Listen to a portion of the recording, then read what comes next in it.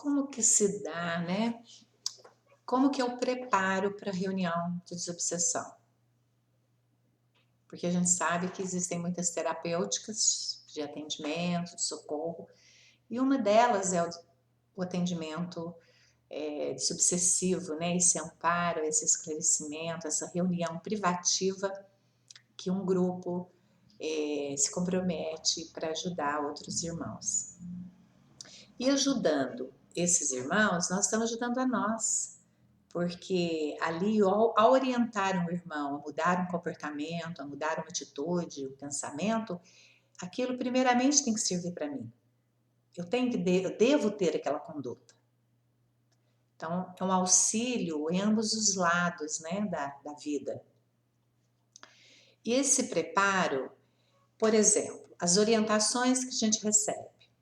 Ao despertar pela manhã, o dirigente, estamos falando aqui do grupo, os assessores da orientação, os médiuns, né, que incorporam, os companheiros da sustentação ou mesmo aqueles que serão visitas ocasionais no grupo. Devem elevar o nível do pensamento, seja orando ou acolhendo ideias de natureza superior. Intenções e palavras puras, atitudes e ações limpas, evitar deliberadamente rusgas e discussões, sustentando paciência e serenidade acima de quaisquer transtornos que sobrevenham durante o dia. Então, isso aqui, no resumo, é o quê? Orai e vigiai. Nós temos que ter essa conduta naturalmente na nossa vida, mas principalmente naquele dia em que eu vou executar o trabalho. E alimentação? Como seria a nossa alimentação? Durante as horas que precedem o serviço de intercâmbio espiritual, deverá ser leve. Nada de empanturrar-se o companheiro, né, com viandas necessárias, que são as palavras, né, que significam aqui com alimentos desnecessários, excessos, né? Estômago cheio também, cérebro inábil. Por quê? A digestão muito pesada, ela consome grande parcela de energia, impedindo a função mais clara e mais ampla do pensamento, que exige segurança e leveza para exprimir-se nas atividades da desobsessão. Então, quanto mais leve, quanto mais frugal, estômago vazio também não é aconselhável, porque pode dar uma baixa de açúcar, né? Uma hipoglicemia naquele momento, então a pessoa também não pode ir com o estômago vazio. Né? Nós temos que respeitar as leis do nosso corpo também, as leis físicas que regem o nosso corpo, né? Então eles aconselham os pratos ligeiros, quantidades mínimas. Então aqui desnecessário dizer, né, no caso,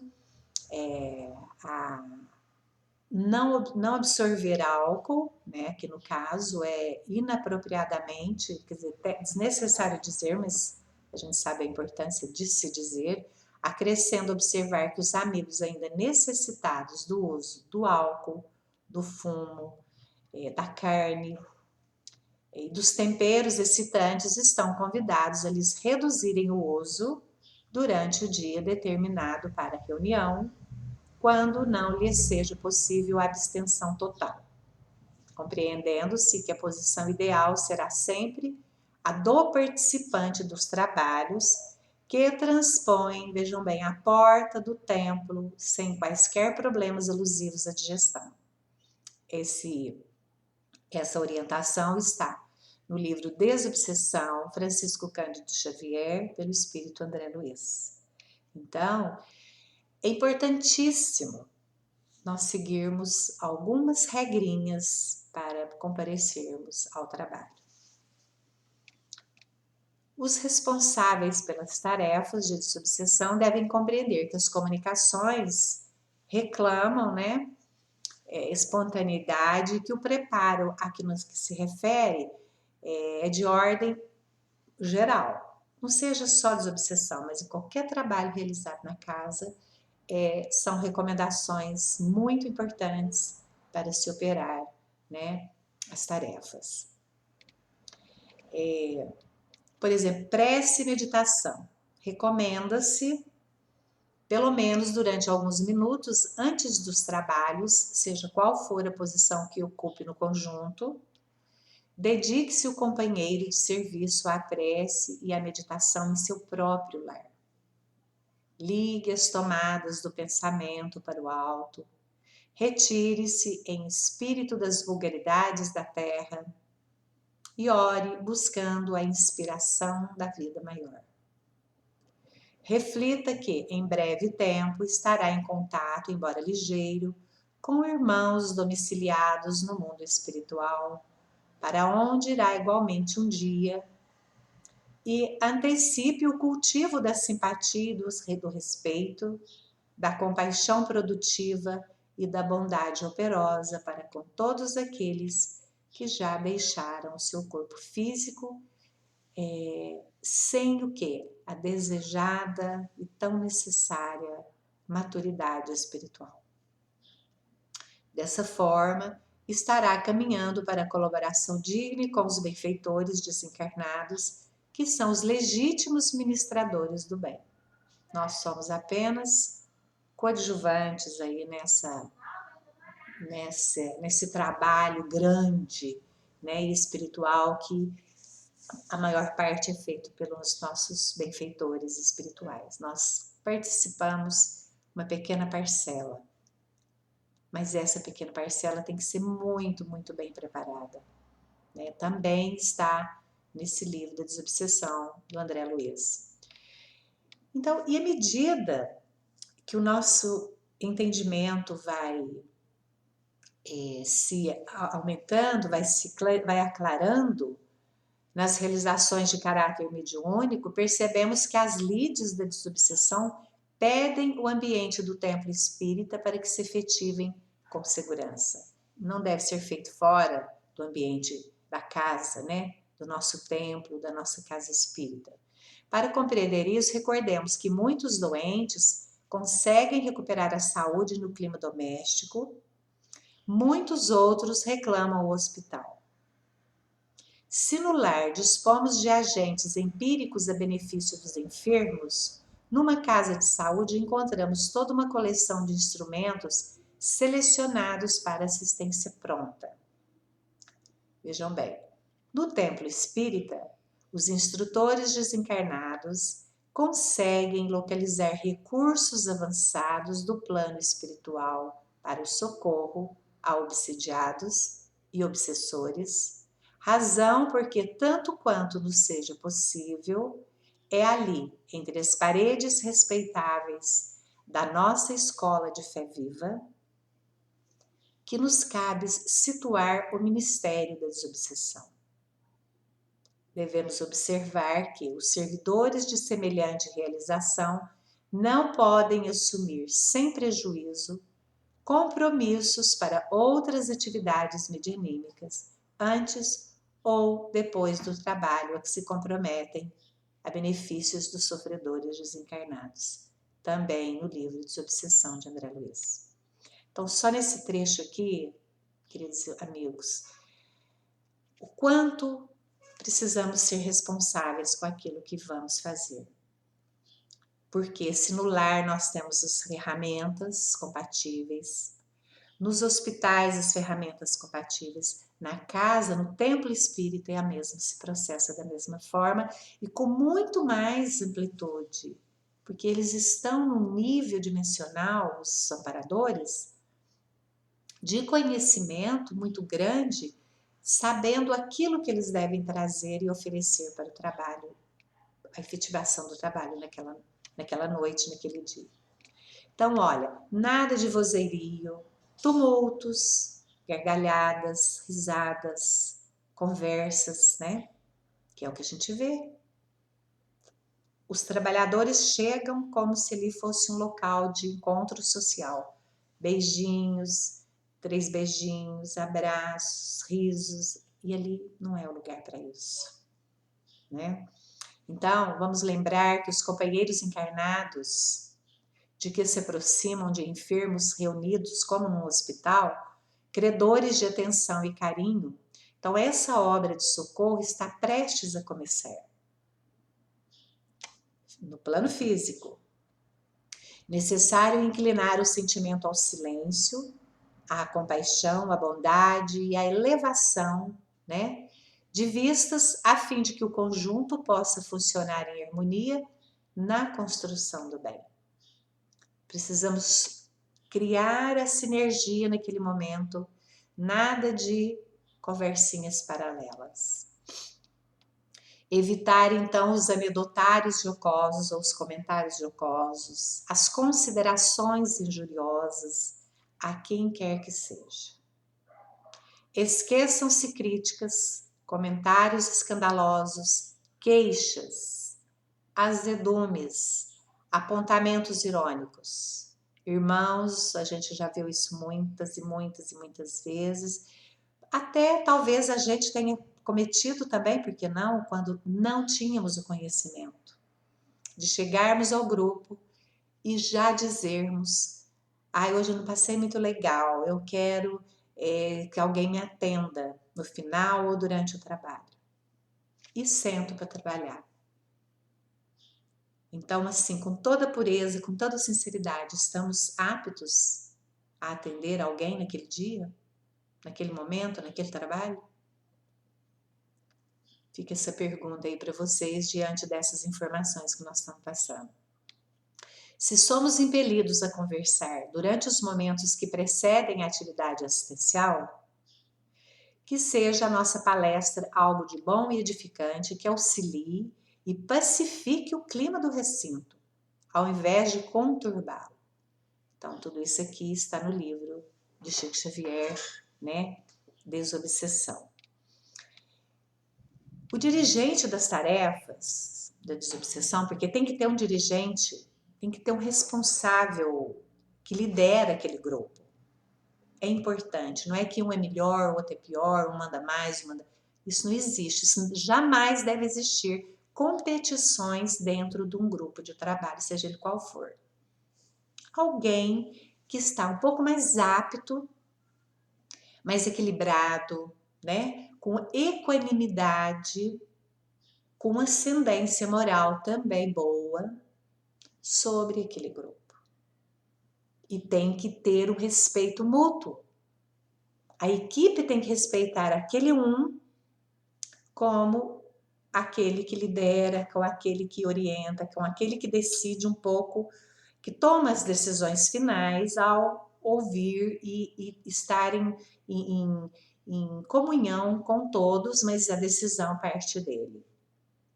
Então, esse dirigente das tarefas de obsessão, de desobsessão, não pode esquecer que a espiritualidade superior espera nele o apoio fundamental daquela obra, daquele trabalho. Direção e discernimento, bondade, mas energia.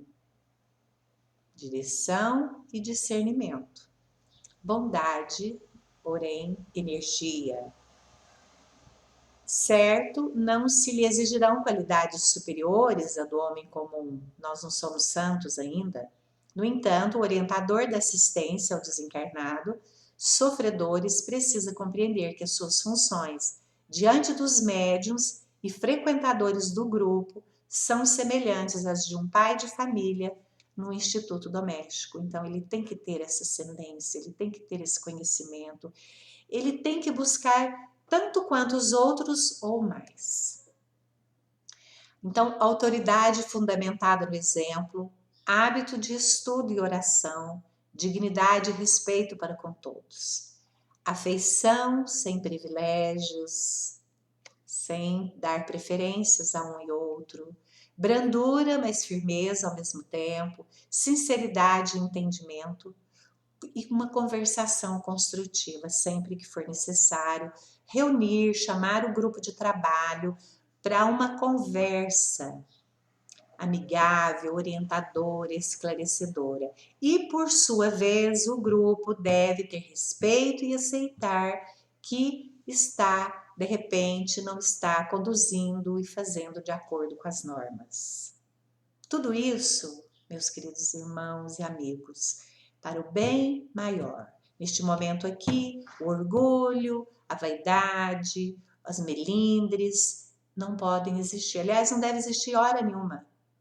Neste momento, temos que ter a simplicidade, a modéstia e o entendimento que às vezes nós não estamos agindo de acordo e aceitar aquilo que está, claro, com toda clareza e discernimento, né? Nada de apontamentos e julgamentos maldosos e críticas, enfim. Mas tudo isso para a melhoria do grupo, para o visando o bem maior daqueles que chegam para serem atendidos e estarmos mais aptos e com uma energia melhor para entrar em sintonia, né? No trabalho mútuo com a espiritualidade, com os nossos amigos. Então, o dirigente do trabalho, vejam bem, ele designará 2 a 3 companheiros sob a orientação dele mesmo, a fim de que se lhe façam assessores em serviço e o substituam nos impedimentos que são justificados. Então, esse irmão dirigente, seja do trabalho maior aos assistidos nas palestras, nos atendimentos fraternos, seja em qualquer trabalho desenvolvido na casa, o dirigente maior da casa designa 2 ou 3 para substituí-lo em caso de necessidade. A mesma coisa no trabalho desobsessivo. Num caso justificado de ausência, existem aqueles que compactuam dos pensamentos daquele dirigente e seguem aquelas normas. Nas lides da desobsessão também é preciso entender que os benfeitores espirituais e amigos desencarnados se deslocam de obrigações graves da vida superior a fim de assistir-nos e socorrer-nos. Então, pontualidade é sempre dever, mas nessa desobsessão assume um caráter solene. Que não haja falha de serviços por nossa causa. Não queremos que o trabalho não se desenvolva contento por causa de falhas nossas. Então, não se pode esquecer que o fracasso, na maioria das vezes, é o produto infeliz dos retardatários e dos ausentes. Então, a hora de início das tarefas precisa mostrar-se austera, entendendo-se que o instante do encerramento pode ter uma variante, uma variável, porque às vezes demanda um pouquinho mais, um pouquinho menos, dependendo do que está acontecendo. Mas o início dos trabalhos, ele é austero, não pode ser mais nem menos, né? Então, é aconselhável, inclusive, de acordo com André Luiz aqui, nesse livro do Chico Xavier, aconselhável se feche disciplinarmente a porta de entrada. Minutos antes do horário marcado para a abertura de uma reunião, tempo esse que será empregado na leitura preparatória. Então, hoje em dia, por exemplo, em algumas casas que são construções físicas grandes, onde existem departamentos, salas específicas, enquanto os trabalhadores estão chegando, mantém-se aberta, a partir daquele momento fecha-se. Por quê? Uma porta aberta, a gente sabe que ela é aberta em qualquer dimensão. Então, se já se iniciou o trabalho, o comprometimento do participante, do trabalhador, encerra aí, de entrada. Ele já deve estar ali comprometido com a reunião em reflexão, em meditação, em oração. Não é chegar correndo. Chega correndo e desarmoniza e perturba o ambiente, desconcentra aqueles que já estão ali. Então, nós precisamos ter essa responsabilidade. Ou eu não vou, ou eu chego antes. Agora, não ir também entra na assiduidade, né? E na composição daquela egrégora de trabalho. Então temos que pensar bem antes disso.